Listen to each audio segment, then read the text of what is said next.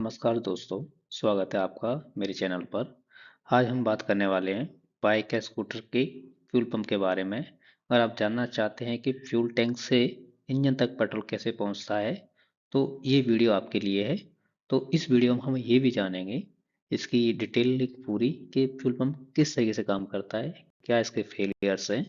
तो बने रहिएगा मेरे चैनल पर, आपको अच्छी जानकारी यहाँ पर आपको दी जाएगी। यहाँ पर फ्यूल पंप का इंट्रोडक्शन दिया गया है। ये फ्यूल पंप का सेक्शन है। यहाँ से ये और यहाँ तक लेके ये मोटर सेक्शन है, ये इसका एंड कैप है। कुछ यहाँ पे इसके पार्ट्स के नाम बताए, इसके बारे में बताया गया है, वो आगे हम जानेंगे वीडियो में। और यहाँ पे आप देख सकते हैं कुछ फ्यूल पंप ऐसा भी दिखेगा आपको। ये जो अंदर वाली उसकी मोटर है जो यहाँ पर लगी रहती है इस वाले एरिया में। ओके, तो यहाँ पर ये देखोगे फ्यूल फिल्टर है, इसको हमें चेंज करने की भी जरूरत पड़ती है हर 10 से 12 किलोमीटर के बीच में। देन ये इसका पूरा इसको हॉजिंग बोलते हैं। पंप इस बार, तो सबसे पहले हम जानेंगे यहाँ पर फ्यूल पंप कैसे काम करता है। फ्यूल डिलीवरी प्रोसेस समझेंगे। The fuel pump deliver fuel the tank to the engine at the correct pressure for efficient combustion. तो यहाँ पे ये बताया गया है आपको कि जो फ्यूल पंप है वो फ्यूल टैंक से इंजन तक पेट्रोल पहुंचाता है विद करेक्ट प्रेशर के साथ, जिससे कि आपका कंबशन आपका एफिशिएंट हो सके। दूसरा बताया गया electrical fuel pump in modern vehicles. In modern two-wheelers use an electrical pump inside the fuel tank actively by the ECU when ignition is on। तो यहाँ पे जो बताया गया है आपको, जो फ्यूल पंप आपका जब भी एक्टिवेट होता है जब आप गाड़ी का की ऑन करते हो। तीसरा यहाँ पे बताया गया है fuel pressure regulation and filtering. Pressure regulation ensure constant fuel pressure while a filter clean fuel before it reaches the injector। तो यहाँ पर जैसे दिखाया गया है आपको, ये फ्यूल पंप के अंदर फिल्टर लगा रहता है जो पेट्रोल को साफ करता है, सीधा यहाँ से जाता है इंजेक्टर तक, जिससे क्या होगा आपका फ्यूल इंजेक्टर ब्लॉकेज नहीं करेगा। देन यहाँ पे बताया गया है कार्बोरेटर वर्सेस फ्यूल इंजेक्शन। तो कार्बोरेटर वर्सेस फ्यूल इंजेक्शन, तो carburettor bike really on gravity और मैकेनिकल पंप। तो जो कार्बोरेटर वाली व्हीकल्स होती हैं उसमें कोई पंप नहीं होता, जस्ट फिल्टर होता है जिसके थ्रू आपका पेट्रोल कार्बोरेटर तक जाता है। बट फ्यूल इंजेक्शन गाड़ियों में आपका फ्यूल पंप लगा रहता है जिसके थ्रू जो फ्यूल है आपका एक प्रेशर के थ्रू डिलीवर होता है इंजन को। तो यहाँ पे एक डायग्राम मैंने दिया है, इस डायग्राम में मैं आपको समझाऊंगा। तो फ्यूल पंप कैसे काम करता है ईएफआई व्हीकल्स में, जो आजकल स्कूटर और आपकी बाइक्स आ रही हैं। तो ये फ्यूल टैंक है, फ्यूल टैंक के अंदर फ्यूल होता है, देन इसके अंदर पंप लगा रहता है। और एक फ्यूल फ्लोट है, ये किसी किसी गाड़ियों के अनुसार अलग भी हो सकता है, बट इसमें आपको यहाँ पर फ्यूल पंप के साथ में आपका फ्यूल फ्लोट लगा हुआ है। तो यहाँ से इसने पेट्रोल उठाया, ये फिल्टर है, यहाँ से फिल्टर फ्यूल क्लीन हुआ, सीधा फ्यूल पाइप के थ्रू ये इंजेक्टर में गया। उससे पहले इसमें प्रेशर रेगुलेटर वाल्व भी होता है, हो सकता है वो किसी कंपनी ने फ्यूल पंप है उसी के अंदर प्रेशर रेगुलेटर वाल्व हो सकता है। तो यहाँ पेट्रोल पहुंचेगा इन फ्यूल इंजेक्शन थ्रू, सीधा पेट्रोल डिलीवर हो जाएगा। तो आगे हम जानेंगे कुछ कॉमन इश्यूज जो होते हैं फ्यूल पंप के अंदर, तो वो भी देखेंगे आगे हम। कॉमन इश्यूज हैं जो कि मैं आपको आगे वाली स्लाइड में बताऊंगा। कॉमन इश्यूज जो आपको मिलेंगे, सिम्टम्स और फेलियर। सबसे पहले आपका क्या होगा, जो फेलियर से आपकी गाड़ी में आ सकता है, फ्यूल पंप नॉट प्राइमिंग।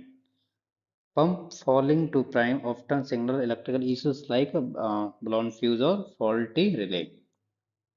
तो ये कैसे पहचानोगे पंप आपका प्राइम ही नहीं कर रहा है, आपको की ऑन करना है और आपको जो आपका हाथ है आप फ्यूल टैंक पर रखो, जैसे की ऑन करोगे तो आपको दिखेगा उसमें से कुछ फ्यूल टैंक से कुछ नॉइज आएगा। यदि नॉइज आता है तो आपका पंप एकदम परफेक्ट है।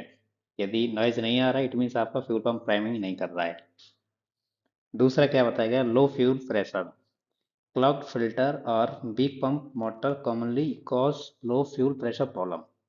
तो यदि आपका फ्यूल का फिल्टर है वो ब्लॉकेज हो जाएगा, क्लॉग हो जाएगा गंदगी के थ्रू, तो जिससे क्या होगा फ्यूल लाइन के अंदर प्रेशर लो हो जाएगा और आपका गाड़ी स्टार्ट इन ट्रबल और जर्किंग में भी आपकी गाड़ी में आ सकता है। हो सकता है गाड़ी आपका रनिंग ऑफ इशू भी आपकी गाड़ी में आए। तीसरा क्या है, इंटरमीडिएट ऑपरेशन। लूज वायरिंग और over heating from low fuel level often lead to intermediate pump operation. तो जब गाड़ी में आपका या तो लूज कनेक्शन रहेगा या वायरिंग में ओवर हीट हो रहा होगा, तो उससे होगा कि आपका फ्यूल पंप सही से काम नहीं करेगा। और मे भी हो सकता है यदि आपने गाड़ी में कम फ्यूल डाल रखा है, जो आजकल कंपनियां रिकमेंडेड करती हैं 2 लीटर मिनिमम फ्यूल होना चाहिए फ्यूल टैंक के अंदर, यदि आप ½ लीटर पे चला रहे हो तो उससे भी पंप आपका सही से काम नहीं करेगा और गाड़ी में आपको समस्या जर्किंग और स्टार्टिंग का और रनिंग ऑफ का इशू आपको मिलेगा इसके थ्रू भी। तीसरा क्या है, noise and no delivery. Unusual noise indicate dirty filter or burn parts.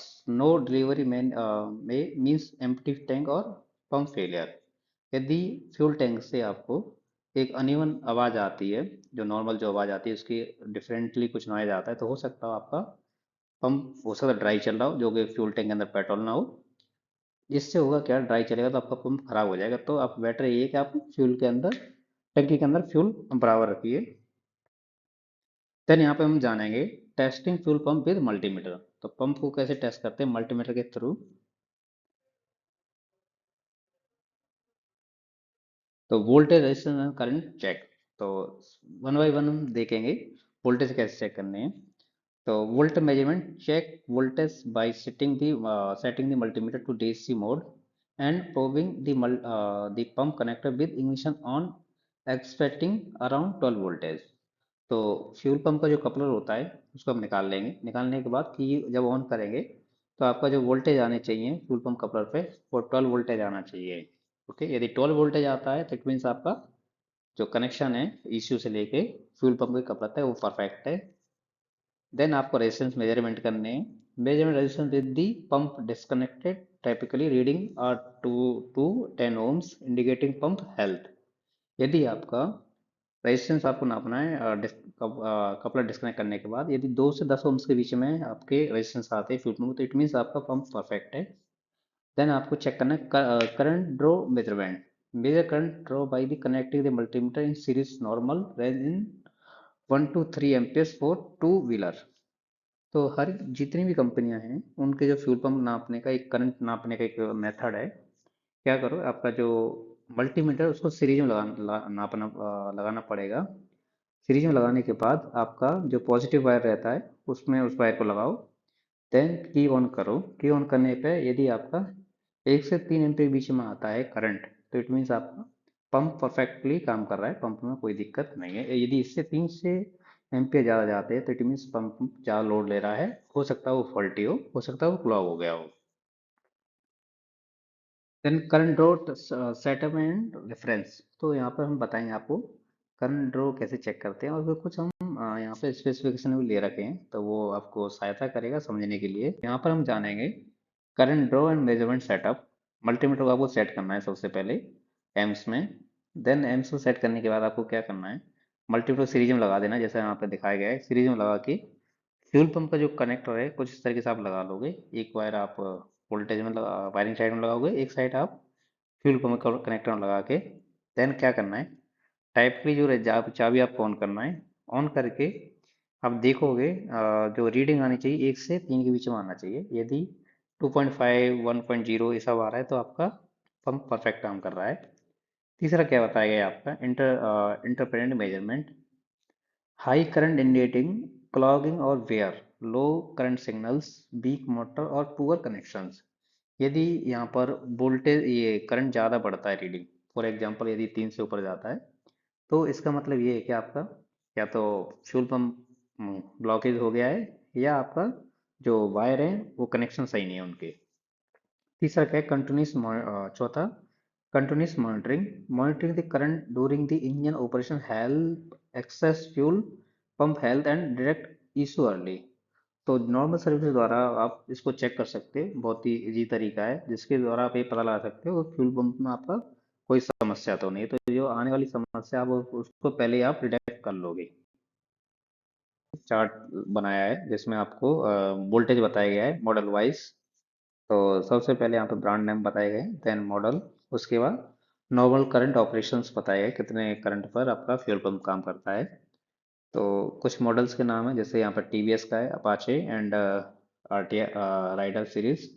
तो उसका जो नॉर्मल करंट बताया गया है वो 1.2 एम्पियर से लेके 1.8 एम्पियर। होंडा के लिए एक्टिवा एंड शाइन के लिए 1.0 एम्पियर से लेके 1.5 एम्पियर। बजाज के लिए पल्सर एंड डोमिनार 1.5 से लेके 2.0 एम्पियर। यामा के लिए FZ एंड R15 1.2 से लेके 1.8 एम्पियर। रॉयल एनफील्ड के लिए क्लासिक और मेस्टर के लिए 2.0 से 2.5 5 एम्पियर। तो यहाँ पर जो एम्पियर्स का बताया गया है इस रेंज में नॉर्मली फ्यूल पंप ऑपरेट करता है। फ्यूल पंप को कैसे डायग्नोस करते हैं? तो फ्यूल पंप डायग्नोस करने के लिए कुछ पैरामीटर्स हैं। तो वोल्टेज, रेजिस्टेंस और करंट ड्रॉ कैसे चेक करते हैं? माइंड मैंने यहाँ पर डायग्नोस्टिक चार्ट बनाया है। तो यहाँ पर टेस्ट कैसे करना है, कितना रीडिंग होना चाहिए, प्रॉब्लम रहा तो क्या हो सकता है और उसके लिए करना क्या है। तो फॉर एग्जांपल वोल्टेज यदि चेक करना है, प्राइमरी के समय आपको 12 वोल्ट आना चाहिए। नहीं आता है तो आपका इलेक्ट्रिकल फॉल्ट हो सकता है। उसके लिए आपको जो जांच करने की ज़रूरत है वो फ्यूज, रिले एंड वायरिंग और ईसीयू आपको चेक करना पड़ेगा। जो भी पार्ट फॉल्टी होगा उसको आप करेक्ट या रिप्लेस कर दोगे। देन आपको रेजिस्टेंस चेक करने हैं। रेजिस्टेंस की रीडिंग बताई गई है, 2 से 10 ओम्स बताई गई है। तो उसके रेजिस्टेंस चेक करने के लिए यदि प्रॉब्लम मिलता है, सही नहीं बताता है, तो हो सकता है ओपन सर्किट हो सकता है शॉर्ट सर्किट हो, तो उस केस में आपको फ्यूल पंप चेंज करना पड़ेगा। देन करंट ड्रॉ टेस्ट करना है। जो नॉर्मल रीडिंग जो आती है करंट ड्रॉ की, जो कि बताया गया था मल्टीमीटर के थ्रू आपको चेक करना है सीरीज सर्किट में लगा के, 1 से 3 एम्पियर आना चाहिए। यदि उससे ज़्यादा आता है तो हो सकता है पंप आपका क्लॉग हो या आपका जल चुका है। तो उस केस में आपको क्लीन करना पड़े, आपको फ्यूल फिल्टर हो सकता है चेंज करना पड़े, हो सकता है आपको वायरिंग चेक करना पड़े, हो सकता है आपको फ्यूल पंप भी चेंज करना पड़े। तो फ्यूल पंप कैसे काम करता है, कैसे चेक करते हैं, आपको इस वीडियो में मैंने पूरा बताया। यदि आपको थोड़ा सा भी मेरा वीडियो आपको हेल्पफुल लगा हो तो प्लीज़ कमेंट एंड लाइक और सब्सक्राइब करें और अपने दोस्तों के साथ शेयर करें। दूसरा, यदि आप चाहते हो कि फ्यूल पंप को कैसे डायग्नोस किया जाता है रियल लाइफ में, तो प्लीज़ कमेंट में डायग्नोस करना लिखें, जिससे कि मैं नेक्स्ट वीडियो उसके ऊपर बना सकूं। जब तक के लिए धन्यवाद।